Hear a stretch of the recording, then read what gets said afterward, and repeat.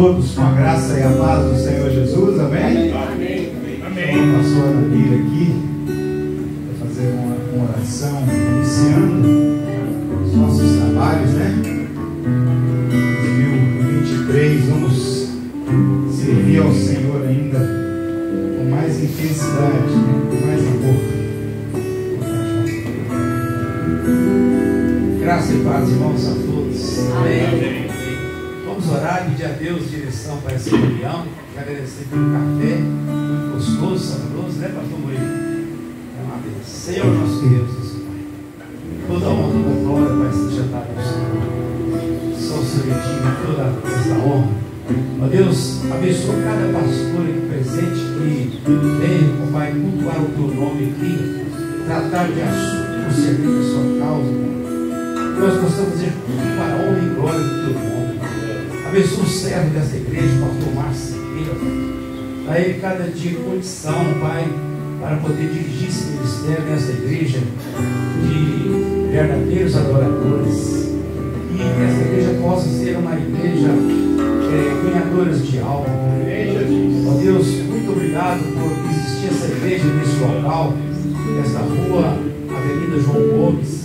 Que possa haver sucesso espiritual na vida das pessoas. Deus abençoe tudo que vai ser traçado aqui, os louvores, os hinos cantados, a mensagem que vamos ouvir, que ela venha de encontro aos nossos corações, nós possamos aprender lições para nossas vidas, porque sabemos que nós estamos neste mundo sujeito a erros e provações, mas com a ajuda do teu poder, nós somos cobertos e abrigados pela tua graça. Fique conosco, nos guarde. Leva-nos ao terminar essa reunião para nossas casas, protegido, livre de todo acidente, de todos os perigos. Nós oramos a Ti agradecido em nome de Jesus. Amém. Pastor, vamos ficar de pé, vamos ter um momento de louvor ao Senhor. Ao nosso Deus, toda glória, toda honra, todo louvor, para todo sempre. Porque dele, por ele, para ele são todas as coisas.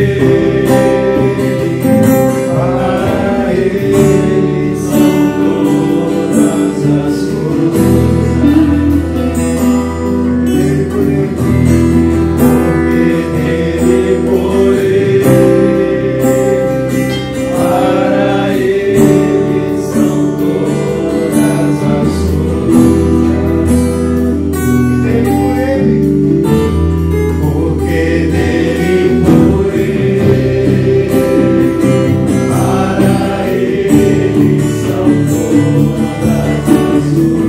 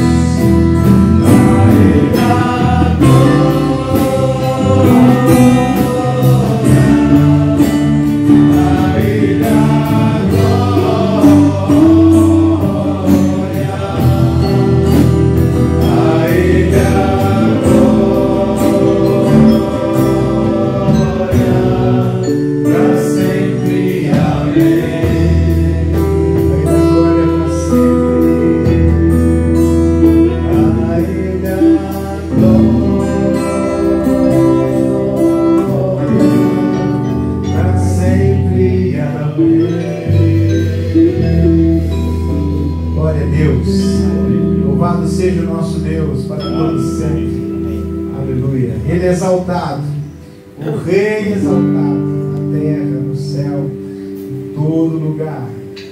Aleluia.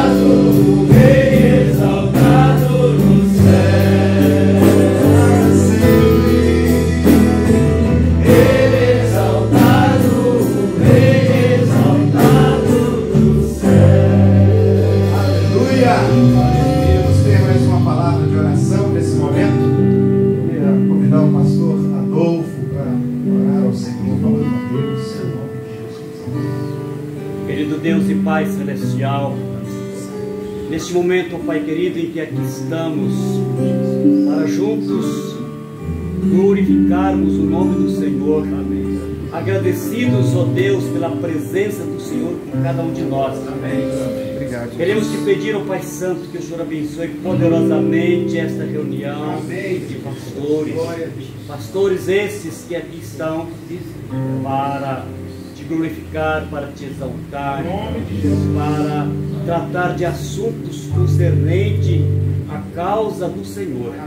Nós te pedimos, ó Pai Santo, que Ele esteja nos abençoando, nos direcionando, nos iluminando, e que possamos, ó Pai Santo, sairmos daqui edificados em tudo aquilo que for dito aqui através dos teus servos, aquilo que eles vão falar a respeito do Senhor, que vem de encontro às nossas necessidades. Amém. Nós pedimos, ó Pai, que abençoe poderosamente esta igreja, amém, no nome de Jesus. Amém. Glória a Deus. Eu vejo a glória do Senhor.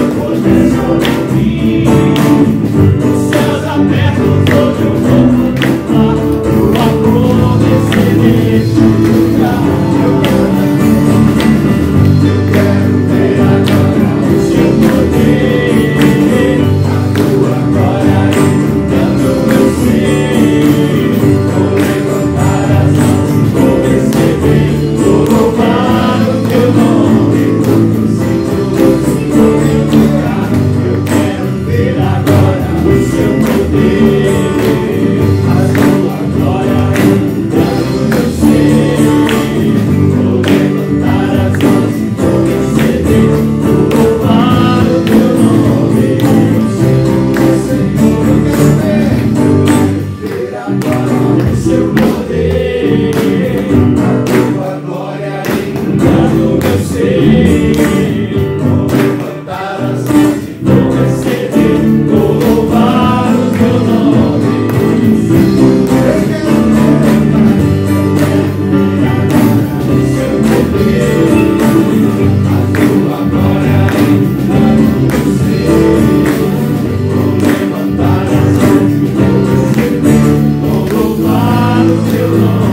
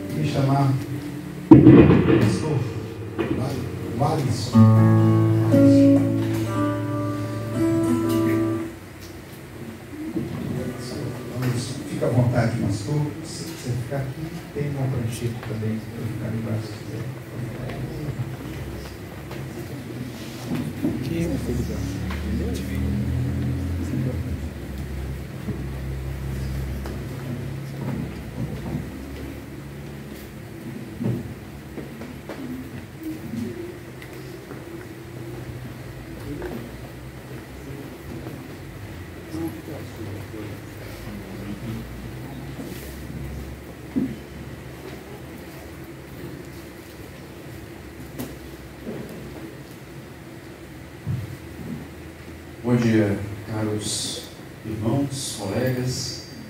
Prazer em estar aqui para falar com os irmãos. Uma honra e uma responsabilidade muito grande, né?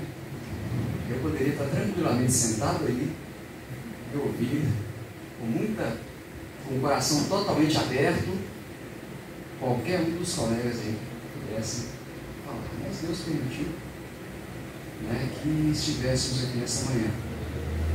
Estava falando com o pastor Johnny que eu já estava preparado para a terça-feira passada, né? Já tinha pensado já até num passeio ali por Conselheiro Lafayette, aproveitar o dia lá, mas Deus não permitiu que nós fôssemos lá. Deus permitiu que nós viéssemos aqui hoje. E nós cremos nisso. Então, nós entendemos que em tudo Deus está presente, conduzindo todas as coisas. Mas haverá um momento de irmos a Conselheiro Lafayette também, né? Eu quero, com muita humildade, trazer uma palavra nessa manhã sobre o ministério da reconciliação. Uma das coisas boas que nos aconteceu, que eu vejo assim, de muito proveitoso,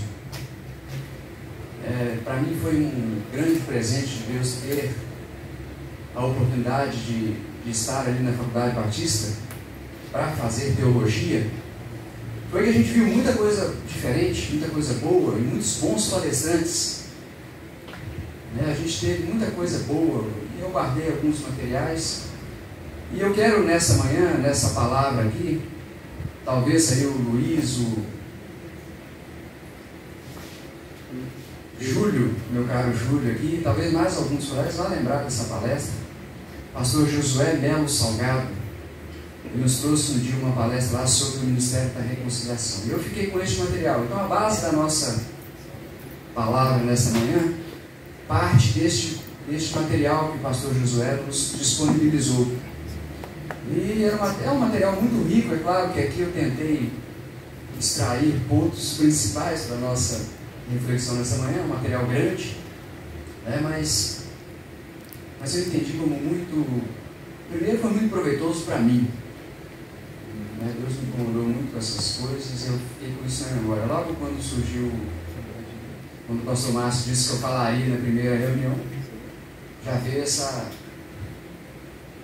isso na cabeça, né? Vou aproveitar esse material, vou falar sobre isso. Então, tá tudo certo. Vamos lá, então. Eu quero partir de 2 Coríntios, capítulo 5, versos 17 em diante. Texto muito conhecido dos irmãos. Para os irmãos que me apresentar direito, né? Para os irmãos que não me conhecem direito, eu estou pastoreando ali a primeira igreja batista de Imbiriçu. A igreja onde eu me converti, lá estou até hoje. Aí de setembro para cá, eu estou pastoreando a igreja, estou à frente, oficialmente como pastor titular da igreja, pela graça e misericórdia de Deus. A gente olha para a gente e pensa assim, meu Deus, será? É sério isso? É comigo mesmo? Mas Deus tem permitido, né? E nós estamos ali estando, claro, debaixo da misericórdia do Senhor nosso Deus. Então, 1 Coríntios, capítulo 15, aliás, 2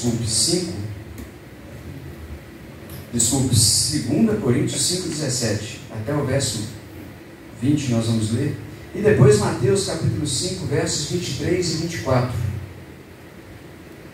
O texto de 2 Coríntios diz o seguinte: portanto, se alguém está em Cristo, é nova criação.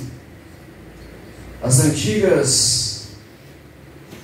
coisas antigas já passaram, e eis que surgiram coisas novas. Tudo isso provém de Deus, que nos reconciliou consigo mesmo por meio de Cristo e nos deu o ministério da reconciliação.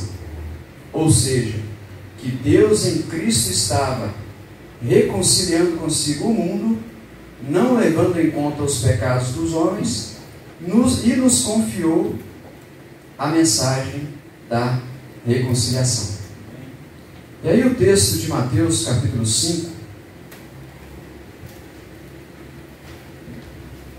Se algum colega estiver aberto aí e já quiser ler para a gente, Mateus capítulo 5, versos 23 e 24. Afasta de mim o estrépito dos teus cânticos, porque não ouvirei as melodias dos teus instrumentos. Corra, porém, o juízo com... desculpa. Mateus 5, 23. Portanto, se trouxeres a tua oferta no altar, e aí te lembrares de que teu irmão tem alguma coisa contra ti, deixa-lhe diante do altar a tua oferta, e vai reconciliar-te primeiro com teu irmão, e depois vem e apresenta a tua oferta. Muito bem. Deus, nós te agradecemos mais uma vez, Pai amado, por esta manhã. Deus querido, por este momento que o Senhor permitiu que nós estivéssemos aqui. Continue, ó Deus, a falar conosco, desta vez através da tua palavra, no nome de Jesus. Amém. Queridos, Paulo nos traz aí em 2 Coríntios 5,17, nos fala sobre essa nova realidade que nós nos encontramos desde o momento em que fomos alcançados pela graça de Deus. Uma nova vida, né? Uma nova realidade. Nessa nova realidade, onde a iniciativa é de Deus, porque Paulo está dizendo aí que Deus, Ele, né, o nosso Deus, nos reconciliou consigo mesmo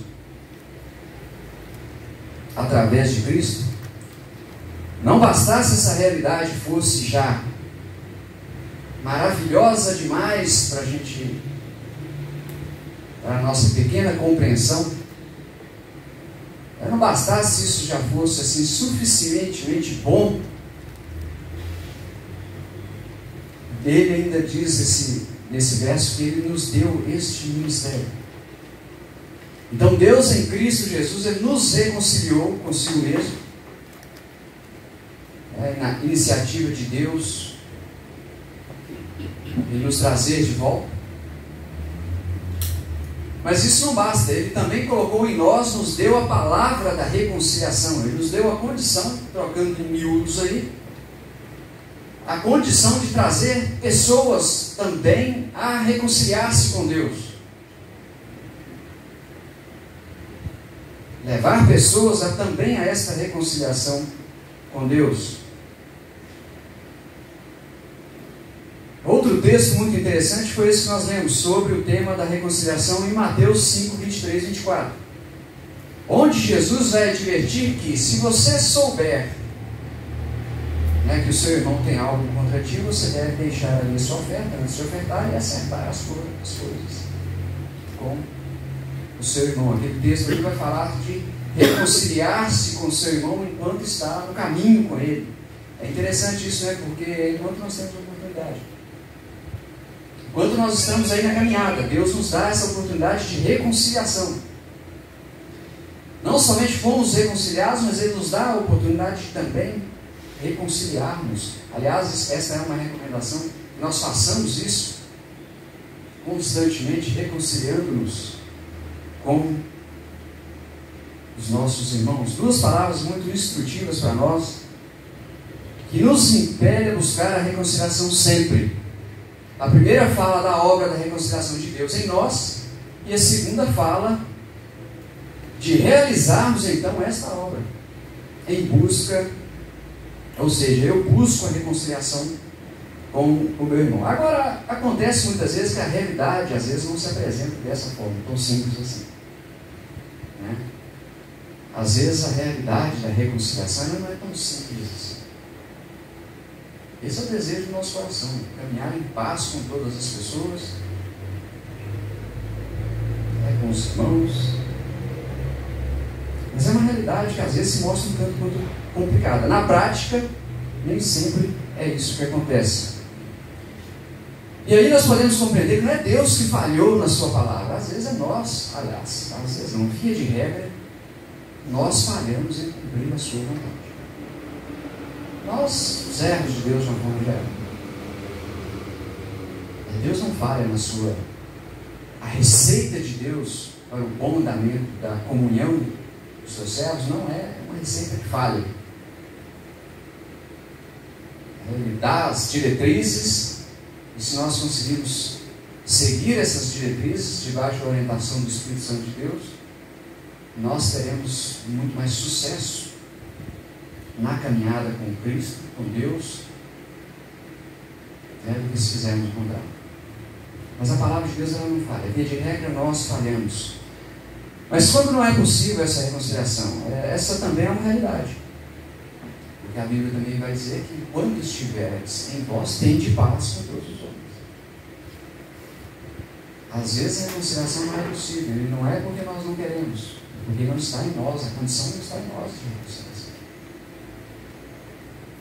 Às vezes a reconciliação ela depende, não mais depende da gente, às vezes depende do outro. Diz o ditado aí fora, quando um não quer, dois não brigam, né? Mas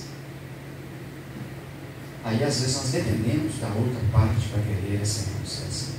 E a gente sofre um pouco com isso, né? A gente sofre bastante com isso, porque o desejo do nosso coração é caminhar em paz com todas as pessoas e tudo caminhe bem. Por mais que a gente às vezes divirja em algum assunto, em alguma situação, o que é normal, porque somos pessoas com personalidades diferentes, né? Somos pessoas diferentes. E aí eu gosto muito desse texto de 2 Coríntios 5,17, porque Paulo falando assim, aquele que está em Cristo, nova criatura é, para uma realidade espiritual é uma verdade. Mas nós continuamos na caminhada com as nossas personalidades difíceis, com as nossas dificuldades. A gente lá deixa um pouquinho aquela ideia poética, né, aquela ideia de poetizar as coisas de Deus, e a gente começa a compreender a realidade das coisas. Nós caminhamos numa nova vida, mas nós somos pessoas que caminham num processo de santificação. Nós estamos num processo de santificação, de melhora, de aperfeiçoamento. E até que isso seja cada vez melhor na nossa vida, nós temos as nossas personalidades. Nós caminhamos ainda com as nossas dificuldades.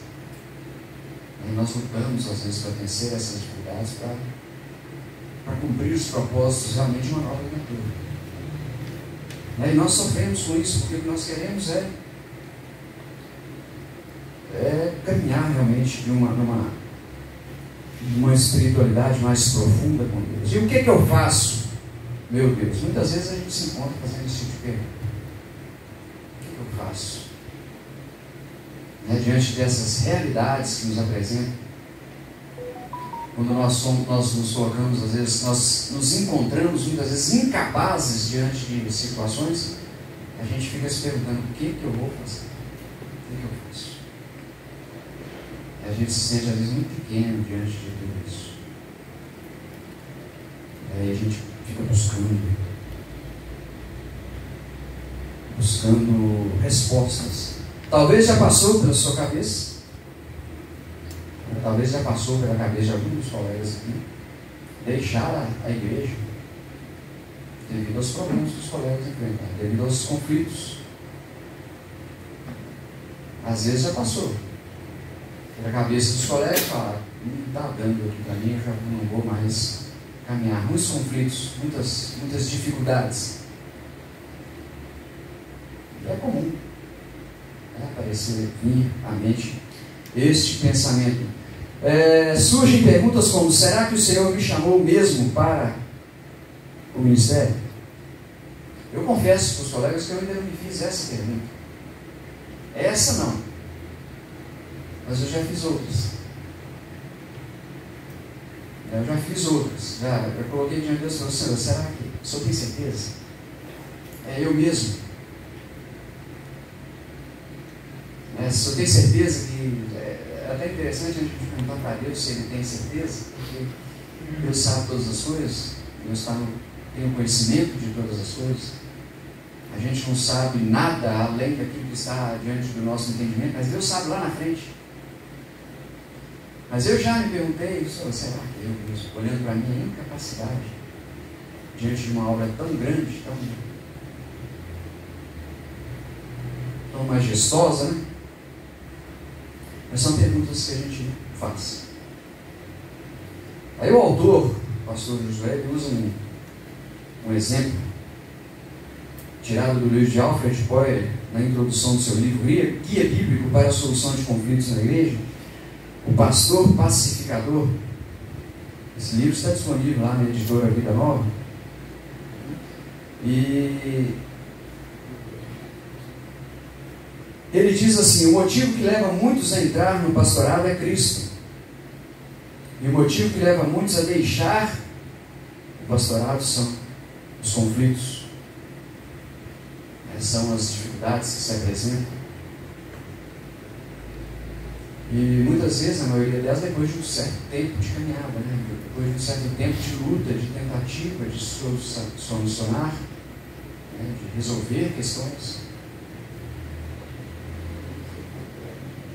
E aí no primeiro capítulo ele conta o seu testemunho pessoal, que diz assim: ele diz assim: um belo dia acordei, e olhei no espelho e vi um pastor de rosto cansado, alma extenuada. Eu havia entrado no pastorado com um ardente desejo de seguir em minha vida e prática pastoral os mesmos passos que a igreja no passado chamava de cuidado de almas. Mas aquele dia fatídico eu descobri que já não me importava com coisa alguma. Estava farto de conflitos, de pecados, de fofocas, de ameaças, das divisões e discórdias dentro da igreja. Mas será que é possível evitar conflitos? Será que existe a possibilidade de não haver conflitos? Merval Rosa ensinava que toda relação interpessoal ela é potencialmente conflitiva. O que ele quer dizer com isso? Que onde há pessoas reunidas se relacionando, a possibilidade de haver conflitos é muito grande. É praticamente impossível não haver, em um determinado momento, algum tipo de conflito.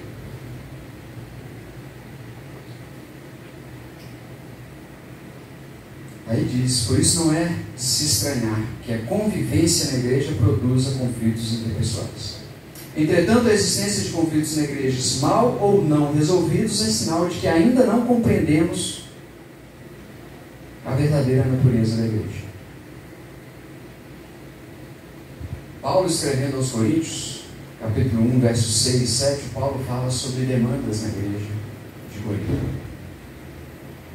Não são demandas simples. Paulo fala de demandas judiciais. Mas Paulo vai falar ali sobre coisas sérias entre aqueles irmãos. Eu gostaria de lembrar esse texto. Se algum colega quiser abrir 1 Coríntios capítulo 6, verso 7, e ler para a gente, por gentileza. 1 Coríntios 6, 7.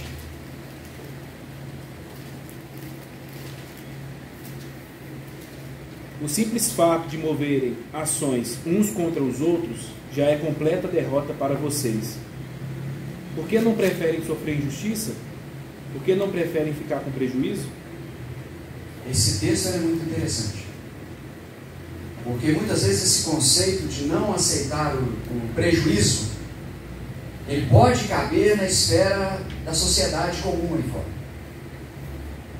As pessoas, afinal de contas, querem lutar pelos seus direitos, né? As pessoas, quando estão no seu direito, vão à justiça brigar por esses direitos. Mas o apóstolo Paulo está dizendo que o fato de haver essa questão dentro da igreja já é uma completa derrota para aquelas pessoas, para aqueles membros. E não é assim que as coisas se resolvem dentro da questão do reino de Deus. Mais à frente nós voltaremos a falar um pouco sobre isso. A arte de liderar, meus amados irmãos, é a arte de administrar conflitos. Mas, via de regra, os seminários não nos preparam para isso. Gestão de conflitos na igreja são uma área para a qual nós não estamos devidamente preparados. E é uma realidade. Não existe curso que te ensina. Pode até haver, né? Eu estava conversando com o Júlio, nós falamos sobre isso. Existem. Mas, via de regra, o seminário nos prepara teologicamente, às vezes uma ou outra matéria relacionada à psicologia, alguma coisa assim. Mas nós não saímos de lá pronto para encarar os conflitos que nos adverte e nos apresenta. Os primeiros cursos que eu fiz na minha vida profissional foi no Senai. Eu me lembro muito bem que ao sair do Senai e encarar a vida profissional, totalmente diferente. O primeiro supervisor na primeira empresa que eu trabalhei me disse assim: olha, o Senai é uma coisa, dentro a coisa é totalmente diferente. Ah, você aprende a teoria e tal, mas chega aqui a coisa é diferente. Não ter um curso que nos dá assim, uma ideia total do que a gente vai, ele nos dá ferramentas. Os desafios eles se apresentam no dia a dia. E é importante que nós busquemos qualificação, é claro, debaixo da dependência de Deus, para saber lidar com essas questões. Muitos pastores adoecem e deixam prematuramente os pastorados por causa de conflitos com crentes, com líderes da igreja. As pessoas, não faltam conflitos, lágrimas vertidas, noites mal dormidas. Essa é, muitas vezes, a realidade que se apresenta. O cansaço, as preocupações tiram o sono. E às vezes nós nos encontramos questionando a Deus a respeito de algumas coisas. Às vezes nós pensamos que os problemas estão com os outros e não estão em nós. E essa é uma realidade. Às vezes nós enxergamos os problemas nos outros, mas às vezes os problemas não estão em nós. Às vezes a nossa falta de habilidade para lidar com os conflitos nos leva a tal situação. Às Os irmãos vão recordar comigo Ezequiel capítulo 2, quando Deus chama Ezequiel para o ministério. Eu acho interessante aquela chamada ali de Ezequiel, porque Deus não fala com ele assim, a tarefa é tranquila, você vai pastorear o meu povo, vai ser uma coisa linda e maravilhosa. Não, Deus já fala para ele de cara, eu estou enviando você em meio a um povo, ele usa algumas palavras, me fugiu a memória aqui, mas ele, um povo obstinado de coração. Deus fala com ele, eu estou levando você, estou enviando a você um povo rebelde, um povo de um coração duro, obstinado. Uma pessoa obstinada é alguém que insiste em errar. Né? Já encontrou alguém obstinado em conquistar alguma coisa na vida? A pessoa está convicta de que o caminho é aquele ali, você não consegue mudar. Deus está falando que o povo de Israel naquela época era um povo obstinado em pecar, em desobedecer, em ser rebelde, um povo de coração duro.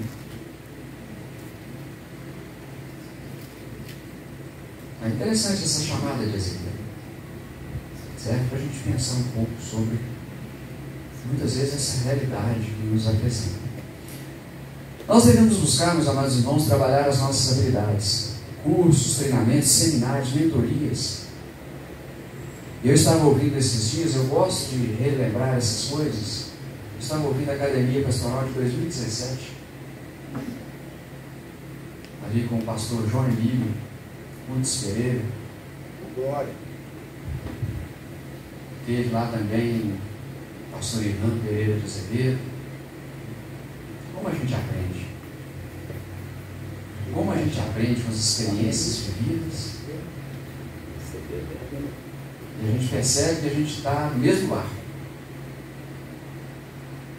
que as dificuldades, os desafios que se apresentam, eles são semelhantes aos que nós estamos vivendo, ao que nós estamos enfrentando. Muda a igreja muitas vezes, mas os conflitos são parecidos, né? As batalhas são parecidas.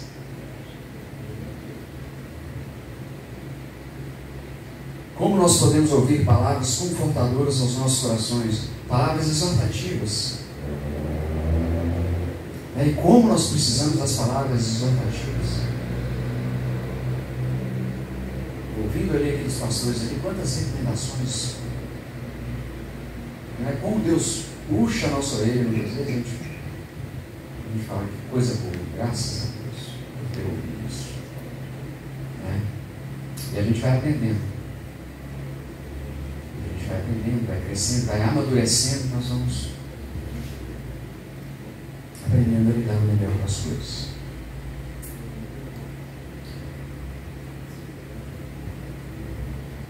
Todas as ferramentas disponíveis para o nosso crescimento, elas são importantes, são necessárias, estão à nossa disposição, mas claro, aqui vem algo muito mais importante que tudo isso. Tudo isso deve ser submetido a uma profunda dependência de Deus em todas as coisas. Tudo isso é muito bom, a gente sabe de tudo isso, mas nós precisamos depender de Deus profundamente para realizar todas as coisas. Tudo isso submetido à capacitação do Espírito Santo. São ferramentas maravilhosas, nós devemos e podemos usar para o nosso crescimento, mas sem depender de Deus, jamais nós devemos sonhar dessa forma. Será que não nos falta isso? Pastores que dependam mais de Deus. Às vezes eu ouvi isso e achei que isso serviu muito para mim. Às vezes depender menos dos livros, depender mais de Deus. Eu ouço, de vez em quando, o pastor Hernandes Dias Lopes, ele tem uma palavra nesse sentido. Ele diz que hoje nós corremos o risco de viver, estamos vivendo uma geração de muita teologia, de muito conhecimento teológico, mas de pouco poder de Deus para realizar a obra de Deus. E nós precisamos submeter tudo isso à dependência de Deus. O fundamento de um ministério da reconciliação é a habitação interior da palavra da reconciliação em nós. Estou vendo uma água aqui debaixo, eu não sei se ela é para mim. Deus que mandou. Deus que mandou, não deixa Deus.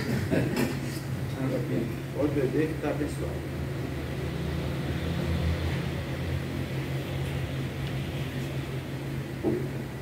É de Deus.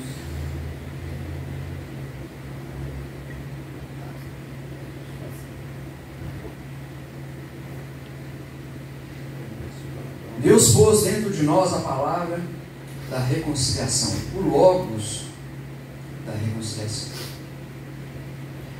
Logos, o verbo, a palavra é identificada em João capítulo 1 como o próprio Jesus Cristo. Então, se Cristo habita em nós pela experiência genuína da conversão, então habita em nós a esperança da reconciliação. Como diz Paulo aos Colossenses 1:27, Cristo em vós é a esperança da glória. Nós aprendemos então com a palavra de Deus que Deus é um Deus de paz. Paulo vai resumir isso em Romanos capítulo 15, verso 33, na bênção paulina, né? Que a paz, que o Deus de paz esteja com vós, esteja em vós. Então até aqui nós podemos concluir que o propósito de Deus para nós é que vivamos em paz uns com os outros, para o cumprimento de tal propósito Ele nos chamou, para o ministério da reconciliação. A palavra da reconciliação está em nós. Cristo está em nós, habitando por meio do seu Espírito. E é interessante que se nós percebermos que o governo de Cristo, se o governo do Espírito Santo de Deus aumentar sobre a nossa vida, então nós teremos uma condição maior de desenvolver esse ministério. O aumento do governo de Cristo sobre as nossas vidas, nossas ações e nossas reações, conceitos e preconceitos, nossa convicção implicará sobre um aumento sem fim da paz. Então, reconciliação legítima, profunda, realmente uma reconciliação eficaz, só ocorre com o aumento do governo de Deus, de Cristo, sobre as nossas vidas. Cristo deve governar totalmente os nossos corações. Amém. Nós devemos permitir totalmente que o Espírito Santo de Deus nos governe, nos dirija, porque a tarefa não é essa não é uma tarefa fácil de se realizar. O pressuposto de um ministério de reconciliação é a ordenação divina. Aqui é interessante a gente observar isso, né? O que é da impossibilidade dos conflitos? Não há possibilidade de não haver conflitos.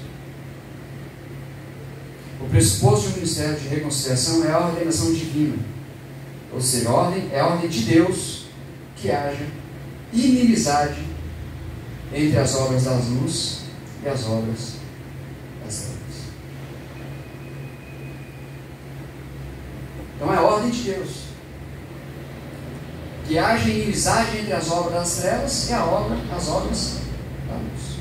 Quando Deus estava criando todas as coisas, Gênesis capítulo 1, versos 1 e 2, diz a Bíblia que Deus viu que a luz era boa. O que Deus fala aqui? Que haja separação entre luz e trevas.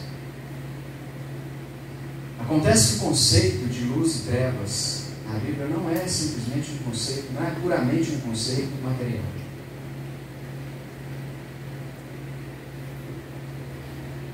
Porque nós podemos pensar, não, a Bíblia Deus está falando somente da questão da criação. As luzes e trevas na Bíblia servem tanto para questões, para essa ideia do material, da criação de Deus, como daquilo que é espiritual. São conceitos que se confundem entre essas duas realidades, material e espiritual.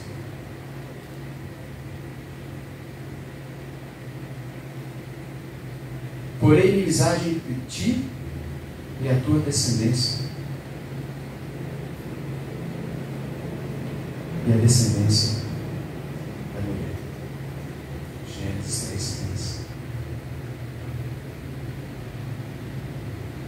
A partir do capítulo 3 de Gênesis, nós vamos ver ali a crise dos conflitos se instaurando na história. Logo de início, Abel e Caim.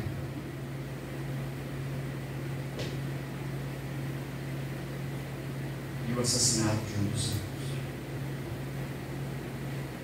E aí nós vamos ver a família de Caim. Muito bom. O pastor Márcio está levantando a plaquinha. E aí nós vamos ver na família de Caim essa história seguinte, né? Assassinatos e vanglórias de assassinatos. O homem não somente praticando aquilo que não presta, mas se vangloriando de praticar aquilo que não presta. E a história vai seguir, os irmãos vão ver conflitos entre os filhos de Jacó. José sendo traído pelos seus irmãos. E se continuarmos aqui, vamos chegar até Cristo e os conflitos acontecendo ao longo da história. Os filhos de Davi. Há muitos fatos aí para serem lembrados. Que comunhão há entre luz e trevas? É uma pergunta retórica que Paulo faz em 2 Coríntios 6,14. A resposta é nenhuma. Não sejais cúmplices das obras infrutíferas ou infrutuosas das trevas. Efésios 5,11. Então, de onde vêm os conflitos?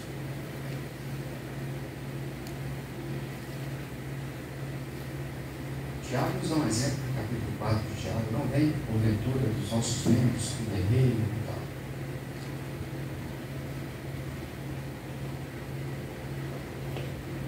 Às vezes parte da gente mesmo, ou da nossa incapacidade como membros desse corpo de Cristo, de administrar as dificuldades, de administrar as tensões.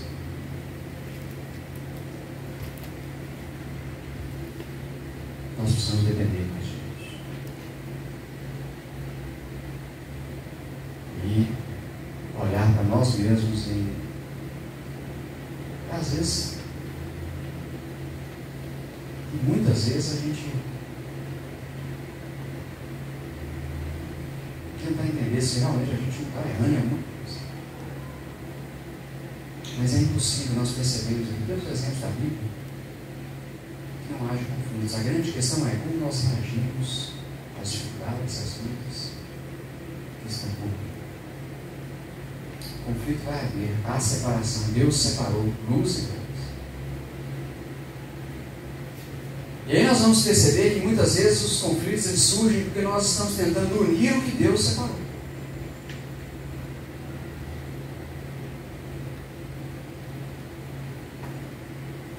As pessoas estão tentando muitas vezes unir aquilo que Deus separou, unir trevas e luz. Não haverá possibilidade. Não há comunhão entre luz e trevas. Então, o fato de haver entre nós pessoas que ainda não amadureceram na fé, pessoas que não cresceram na fé, Paulo vai falar disso na 1 Coríntios, uma igreja imatura,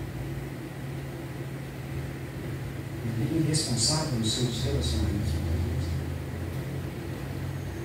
O fato de haver pessoas, às vezes nós mesmos, às vezes imaturos em algumas coisas, nos mostra que é impossível não haver conflitos. A própria relação humana ela é conflitante. Mas Deus nos convida a administrar esses conflitos. Somos pastores chamados por Deus para esse propósito. Cristo habita em nós, a palavra da reconciliação. Aqui tem nós precisamos lutar por isso. Correndo aqui mais um pouquinho, o funcionamento de um ministério de reconciliação depende de uma palavra de contrição. Russell Shedd, em uma palestra em Foz do Iguaçu, disse: integridade não é sinônimo de uma vida sem pecado, mas de uma vida que reage corretamente ao pecado, de uma vida em constante arrependimento dos seus pecados.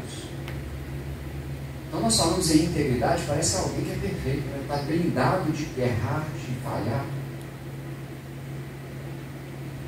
E não é isso. Os mais íntegros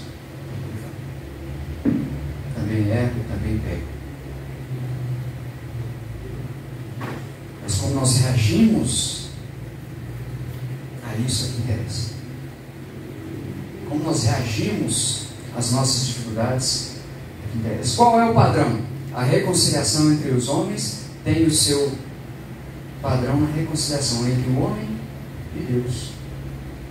É o que ensina esses dois textos que nós iniciamos aqui falando sobre ele. O padrão, então, é a reconciliação, é aquilo que Deus fez por nós por meio de Cristo.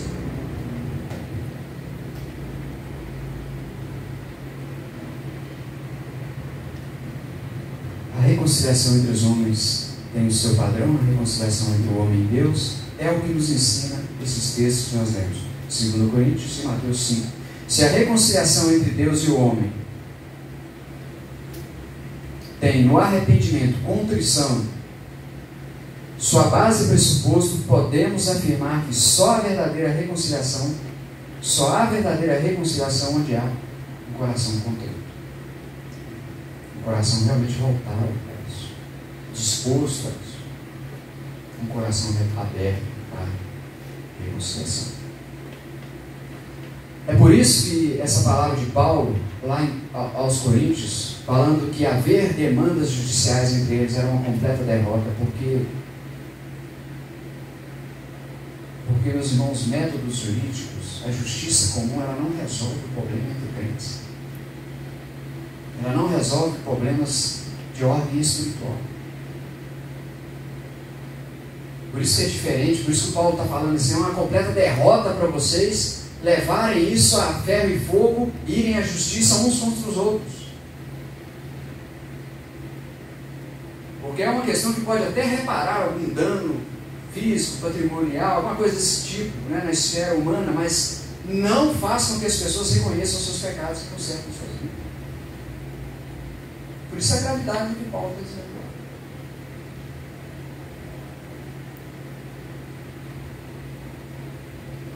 Esses modelos não levam em conta o pecado.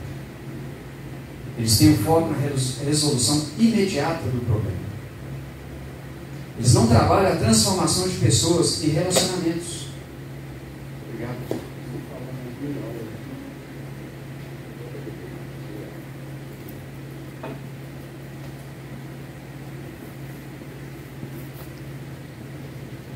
Então não trabalha relacionamentos. Essa é a questão. Quando a palavra de Deus diz nesse texto, nós vemos que Deus colocou em nós a palavra da reconciliação, é muito maior do que resolver um simples problema. A reconciliação fala em trazer de volta as pessoas. Trazer de volta. E as demandas judiciais ensinam isso, não trabalham isso. E nós aprendemos, nos relacionando com o que nós aprendemos. Nós aprendemos a lidar com as dificuldades, lidando com as dificuldades. Aí a justiça comum não faz isso. A gente não cresce, não há crescimento, não há transformação de pessoas, muito menos de relacionamento. Então sejamos pastores que deem lugar ao Espírito Santo de Deus. Para que Ele nos ajude a desenvolver, nos ajude a colocar em prática a partir de nós o ministério da reconciliação. É maravilhoso a gente pensar que nós temos essa capacidade, não vinda de nós, mas do próprio Deus. de levar pessoas a um relacionamento mais profundo, de levar pessoas à consciência, a compreender este propósito de Deus em nossas vidas. Deus fez isso por nós.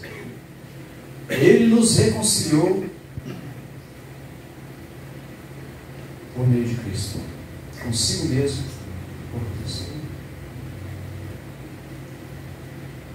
Não bastasse isso já ser bom o suficiente, Ele colocou em nós a palavra da reconciliação. Deus abençoe os irmãos. Pastor Márcio. Amém.